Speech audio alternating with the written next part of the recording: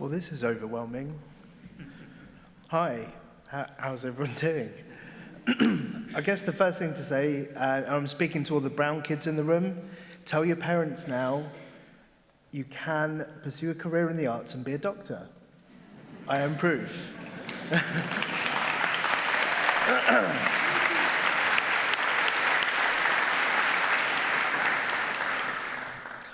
I'm just going to spend a few minutes talking about where I draw strength from.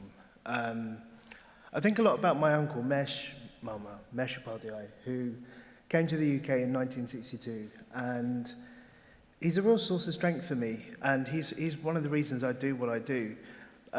In 1968, he tried to buy a house up in Huddersfield, up in the north, and the people who were selling the house refused to sell it to him because he was a coloured.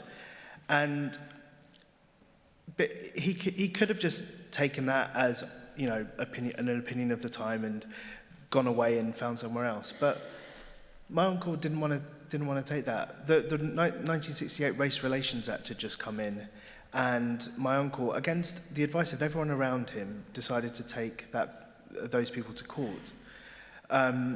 He did it against the advice of the place that he worked. He did it against the advice of his friends and his family. But he decided that the law had been put into place to protect people like him from everyday instances of racism. And so he stood alone, a lone voice, and he took them to court, which to me showed a great degree of bravery, because at the time this was something that was unheard of. Now, the judgment was reserved in the case. There was some technical issues that meant that the judge had to dismiss the case from court. But in his dismissal, the judge said that had he tried the case, he would have found in favour of my uncle, and discrimination had definitely taken place. And the company, shamed by this, ended up changing their policy. But the thing that I think about a lot is whether one person can make a difference. And I think about my uncle, who's that one person who made a difference.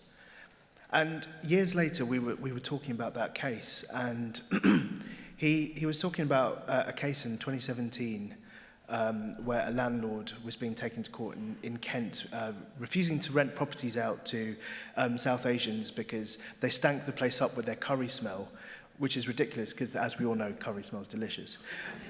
And he was saying, I fought this case 50 years ago. He said, what has changed in those 50 years? He said, they keep telling us that the laws have made us all equal, but what work has been done to change people's hearts and minds? And that really upset me, that thought that my uncle thought that the last 50 years had been in vain, that his big sacrifice had been in vain. But then I think about the power that books can do, the power that being seen on screen and in books can do. And I feel like writing and holding up mirrors to those of us who don't feel like our stories get told very often, that is the work that changes people's hearts and minds.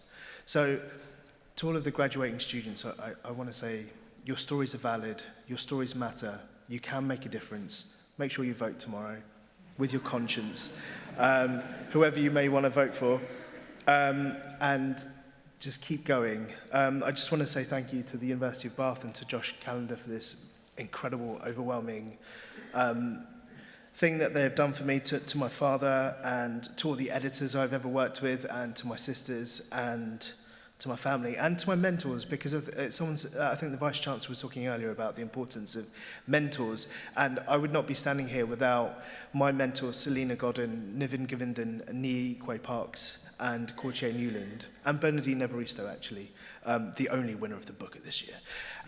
So thank you so much for this incredible thing. Thank you.